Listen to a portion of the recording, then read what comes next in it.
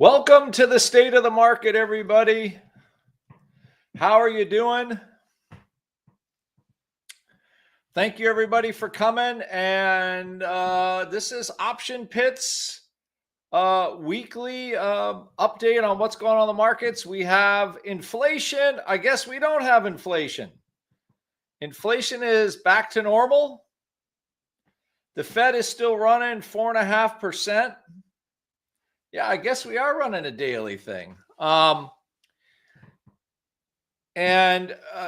do a quick little rundown of market conditions. VIX in the 16 handle, lower, curve still very steep. For rip zone people, we'll be talking about that today.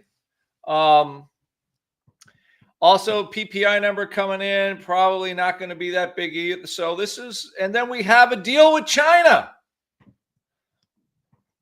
Okay, so at least for right now, Trump is pushing his agenda. Frank talked about this yesterday in State of the Market. Trump will keep pushing his agenda. So, again, as a reminder to everybody, that will not go away. All those initiatives we talked about yesterday, not going away. Nothing is stopping. It's just going to keep pushing. Now, today, what I wanted to do is I wanted to talk about big money flow. And, SMR, holy guacamole. That is, so for some people at SMR, if you haven't closed some positions, cap gains people, you might want to have some offers in because the stock is flying today. It's another Frank pick. Anyhow, what I want to do today, though, is we want to talk about big, this was yesterday. Here we go. I want to talk about big money flow today. And again, first, what is it? Why does it matter? When does it matter for us? How to tell whether it's buy or sell. So the idea here in State of the Market is you're going to get something. Hopefully you get a little goodie thing that you could use down the road. And the last thing is about basically being tied to stock. So where did the idea of this big money flow come from? All right, real simple. In the old days, when we were floor traders, what did we do? Right? Brokers would come in, or brokers from all over the place, right? There's probably in the old days, maybe 200, probably 250 floor brokers. They were scattered in the pits on the sides, but they all talk to customers, funds, hedge funds, pension funds, stuff like that. Some of these customers were better than others. So a broker would come in, and we're sort of like, is this your smart customer? Meaning they somehow seem to be clued in on what was going to happen after this order hit the floor. Now, this was very immediate big money. So I would sell 100 calls, and by the time the ink on my ticket was dry, the stock would be just taken off. And hopefully I had time to, buy. But big money flow is essentially, this is institutional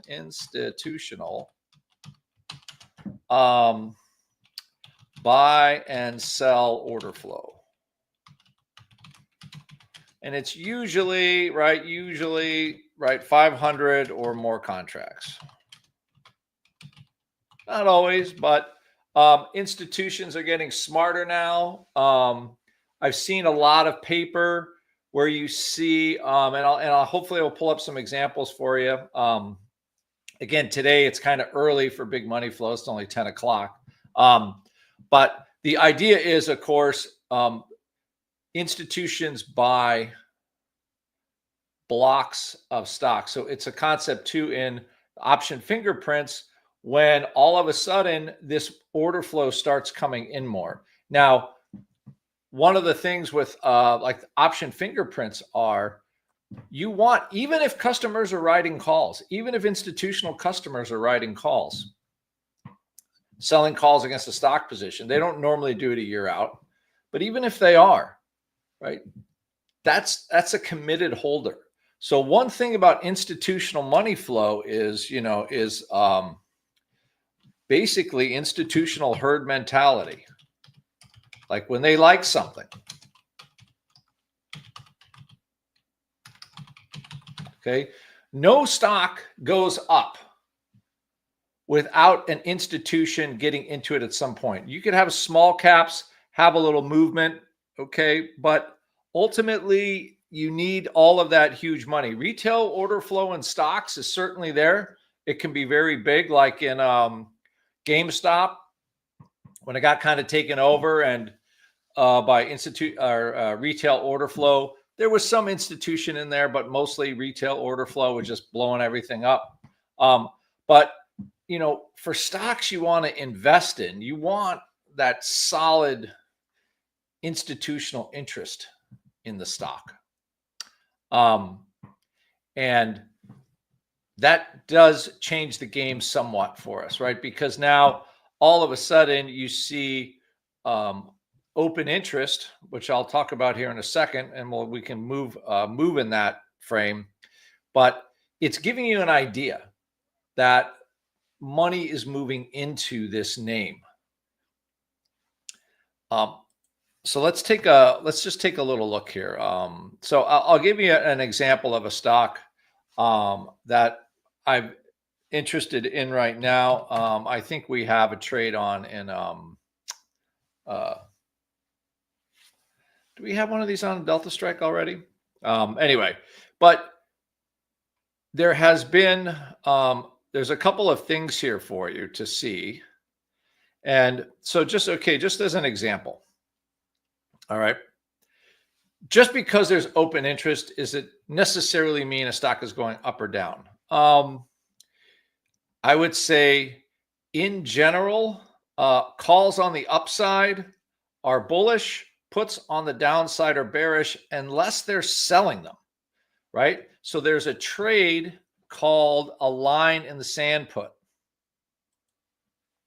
Okay.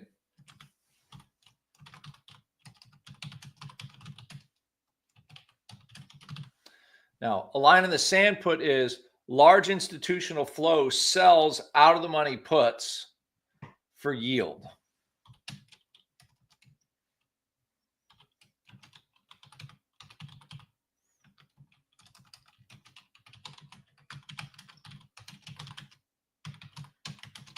Or a lower stock price. Now, you see this all the time. So when you're here, I'm looking here and I'm seeing Peloton and there's 15,000 open on the July 3 puts. Now you would think, oh, somebody is buying the 3 puts, like Peloton's going to zero. Or, right, probably a little more investigation will show that the actual institutional customer was the seller and they'll take the money on the puts or they'll take the stock at $3. So when you're looking at that, the open interest sometimes can just be a little tricky. So right now, the fact that there is a lot of open interest here, and I just know from watching this paper in Peloton lately, there was a lot of institutional and retail buying the 7s and buying the 10s in July. I've traded in and out of this already, bought some calls. They basically doubled, sold them. And now I'm actually looking for a little longer term.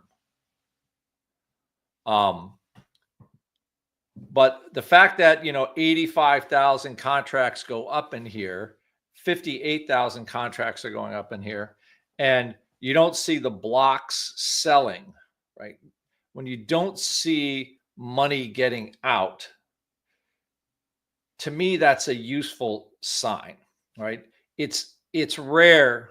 It is rare that an institution is going to own a stock like Peloton and then sell the 7 calls as a buy right. It just doesn't happen that often. It could, but from a floor trader point of view, watching institutional order flow. So remember, a lot of what I learned about looking at how things trade just came from being a floor trader and seeing how institutions ran their stocks and sold their options against stock. And it's a hard thing to learn just by looking at the screen at this point. But at Option Pit, Mark, Leisha, Hans, they're all floor traders for a long time, probably 80 years of floor trading total with the four of us. So we're kind of used to how big, like we call big money, right? How they do things.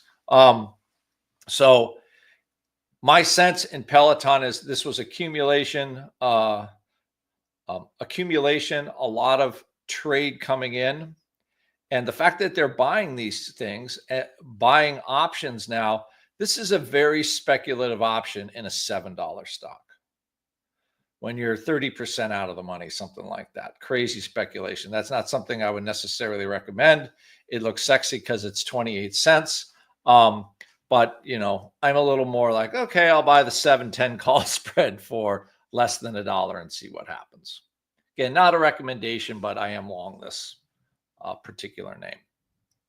But the interesting thing is accumulation of volume is accumulation of interest. And that's an important concept here. So when my Flash 10, Flash 5, the accumulation is still interesting. If the market just disappears for 3 months, the accumulation is still there on 1 to 2 year options. It doesn't go away, which is why most institutions trade 1 to 2 year options. But the fact that interest, right, this big money flow is interest in a name, right? And interest in a name among institutions tends to be a little viral, right? It's just kind of the viral before there was viral. All of a sudden, everybody is interested in Apple in 2001, 2002, right? When nobody wanted that stock during the tech boom. Nobody wanted the stock, right? Steve Jobs comes back. He upends the music industry. It got hot, right? Started making some money again. And then all of a sudden, every institution wanted Apple again. Again, it's the concept of, right? It was the original.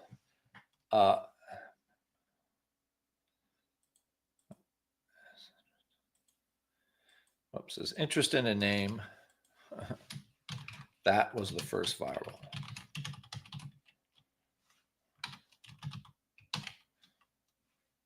So again, that's why I'm interested in it. So now, when does it matter? Okay. When does it matter? Okay. I think it's most important when basically you have a low open interest term and it becomes a large open interest term.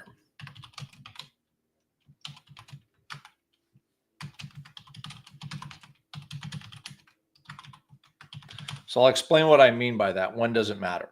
So if I'm going out now, live vol again is a very useful trading tool. We probably should do classes on it, but it's so expensive for a retail trader. We've tried for years to get it a little more affordable, but it just doesn't really happen.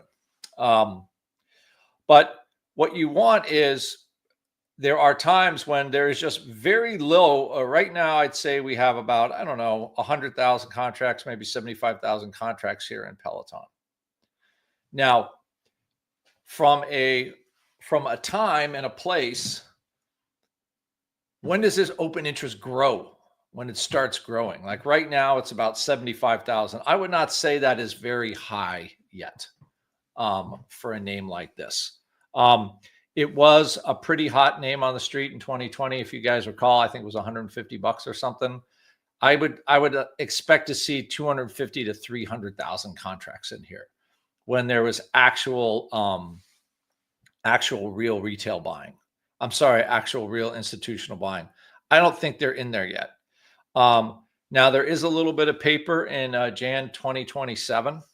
Um, so the idea is you start to develop uh, times and baselines. So if we look back 6 months ago, at the beginning of the year, what were these long-term contracts? So I like going out to the leaps. And the reason why I like going out to the leaps is because institutions originally requested leaps.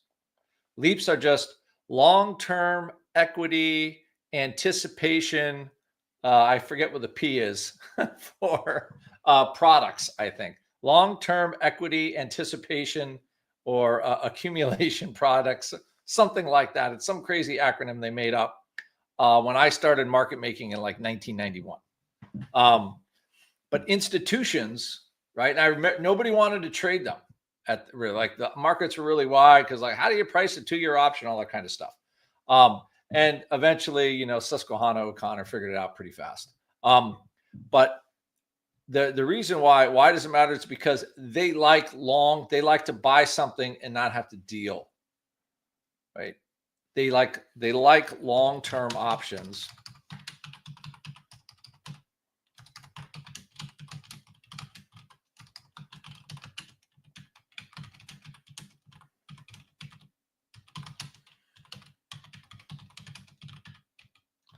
Right? Because they're in to make money. The whole idea for them to buy options is they're buying 500 contracts or 1,000 contracts instead of buying 100,000 shares of stock. It's very capital efficient for them. And they're going to stay in the name for 1 or 2 years. And again, how did I figure this all out or one institutional interest? Because as a market maker, you have the trades.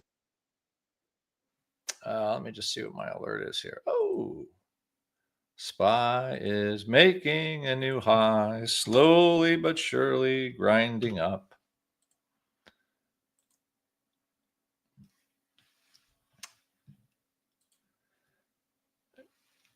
So that's why it's an interesting thing for us to follow and be interested in. And like for cap gains, for Frank and I, I'm watching this, almost day to day to see what's going on in some of the names that we're interested in, right? Because a lot of them are kind of, they're not super liquid, they're fairly new, smaller market caps, where it's a little early for institutions to pop into them. So, when we go live next week, this is something we're going to talk about.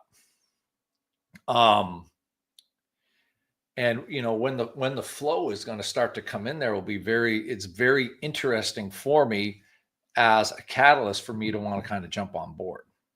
So the reason it matters is because, like I say, stocks don't go up unless institutions push them up.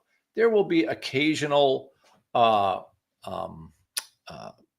exceptions, like GameStop and AMC when there was a squeeze and stuff like that. But as far as like solid, investing where people get, traders get in, investors get in, pension funds get in, right? You want to see that happen.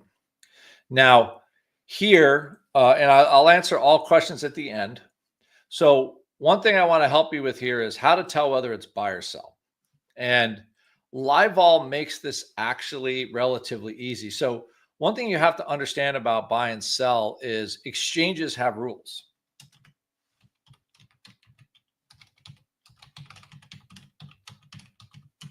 Okay. And they have rules that are around the bid offer. So the bid, and I'll explain that in a minute. Okay. And also there's something that's called price time priority.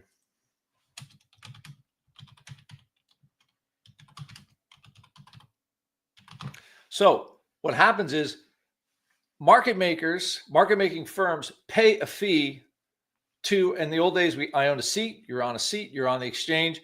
You had a right to the order flow that came in. So when you put out a bid or offer, in this case, let's go to these July's 2026 7 calls, 286 bid at 296 offered.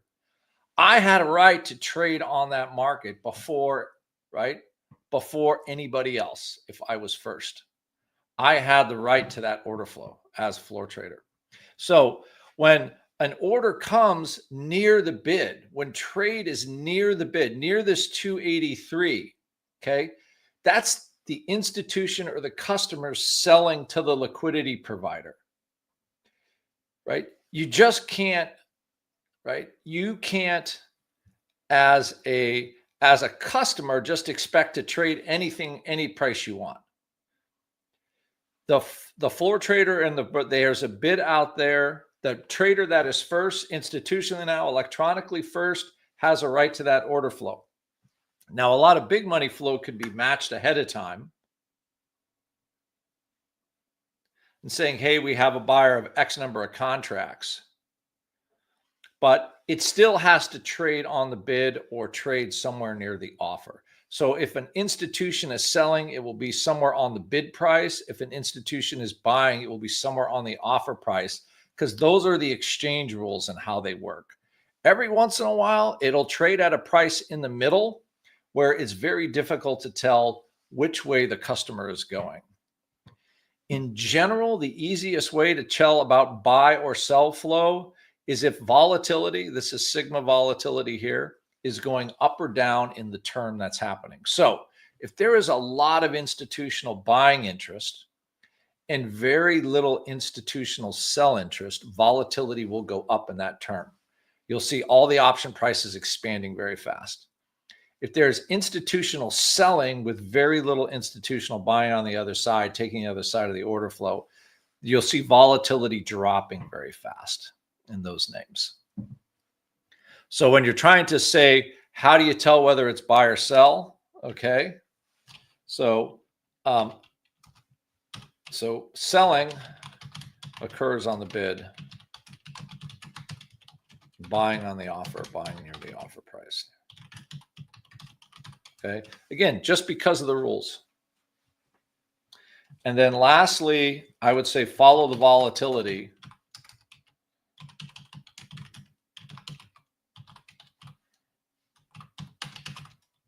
For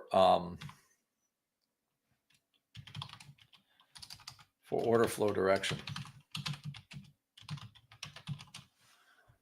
Because volatility can go up if retail traders, institutions are buying calls. Volatility can also go up if institutional traders are buying puts. But you'll see which kind of direction they're going. Now, for us, like in Cap Gains, we still got that great offer going in Cap Gains. If you want, click the button, I believe. $4 for the month to check it out. Frank and I go live next month. But this kind of order flow is going to play into the longer term picks that I make. So doing the order flow due diligence and seeing what's been moving around, this is going to tips the scales on some of these stocks. Because I would rather be in the stocks that the institutions are starting to nibble on already. They might not be fully in. I just want to see them starting to jump in a little bit. So that's why, again, I'm bringing you this concept now. It's not a new concept at Option Pit. Mark has run Delta Strike very successfully on this exact thing. And I'll be there at 12 o'clock today. But, you know, it's when it's interesting. It takes a little time, right? It's a little art, a little science. I was going to talk about tied to stock, but that will be for another session. So just in summary here, and then I'll answer the questions, is first off, what is big money? It's institutional buying, institutional mentality. That's what you want to see. An example of a line, big open interest in puts a lot of time, way out of money, is a line in the sand put, institutions selling a put for yield. Okay. Again, big money flow, I believe, was the first viral before there was social media, right? There was open interest. Open interest stuck around. That's why people looked at it. Again, why does it matter? When does it matter? When you're moving from low open interest to higher open interest. That's the most interesting. right? You like to see that institutional footprint in there. And again, institutions like long-term options because they're long-term investors and it's capital efficient.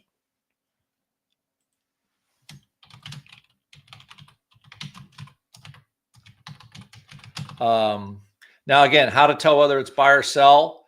Exchanges have rules around the bid offer. So generally, paper, any customer sells on the bid, buys on the offer, anywhere near.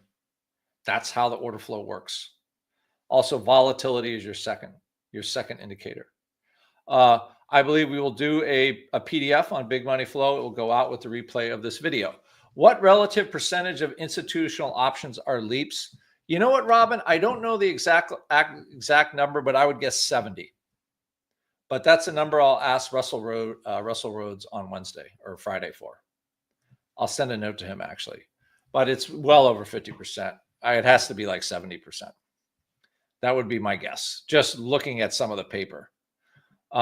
If or when do institutions switch to long-term puts in a company? Does that tell the retail trader anything useful? Well, when they buy long-term puts, Sniper, possibly yes. I have to say, though, they don't buy a lot of very long-term puts because they're so darn expensive and hard to make money in.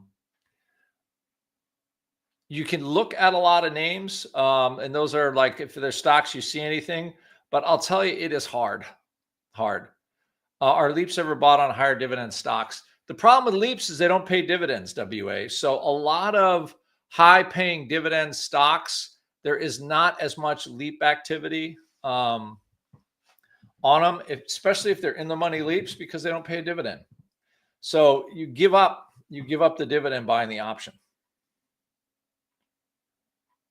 All good questions. So Frank and I are going live next week. If you click up there to join at the top, we will, again, Big Money Flow. Institutional activity is going to play into the picks for me next week. Again, we're looking for stocks that are going to double. We want option trades. I want one of them at least to hit 1,000%, meaning like total home run for long-term trades. So this is the stuff that we're going to do next week. But again, only $4. Give capital gains a try. This is one of the tools we use in there. And as far as today goes, this is a lot of the market expecting a certain amount of news, and now the news is out, right? Remember the old buy the rumor, sell the news? And we're kind of just holding up, which to me is kind of bullish, to be quite honest. Not wildly bullish, but maybe VIX, tickles the 15 handle this week and everything we kind of get out of this mode of tariff panic mode and maybe try to get into some kind of like sort of getting on with business mode. That's kind of how I see it this week. And there will be a replay with these notes coming out to everybody. Have a good day. Hopefully I'll see some of you in capital gains. Join. $4. What do you got to lose? Right? What do you got to lose? Nothing. And for some of you, Rip Zone today, weekly profit cycles, and Hans, I believe, is tomorrow. My uniform trader act, my acronym ATG in Chicago. All right, everybody, have a good